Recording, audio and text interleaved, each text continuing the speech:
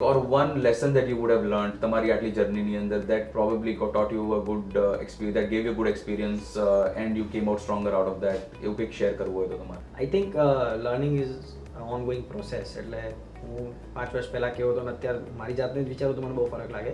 So learnings come by failures, by seeing people doing good things. Correct. Or learning out of somewhere where you read or something. I think Corona taught me staying home is કે આપણી જરૂરિયાતો બહુ ઓછી છે. And still we survive very well, have a good time with family. પછી ખાવા પીવાના limitations હોય, હરવા ફરવાના હોય, શોખના હોય કે ગમે તે હોય. રાઈટ. માણસની રિક્વાયરમેન્ટ બહુ ઓછી છે. In point is to live a simple life. આપણે બધી વસ્તુથી બહુ કમ્પલ્સિવ થઈ જતા હોઈએ છીએ અને એનાથી આપણી જ લાઈફ આપણે કોમ્પ્લિકેટ કરી દેતા હોઈએ છીએ.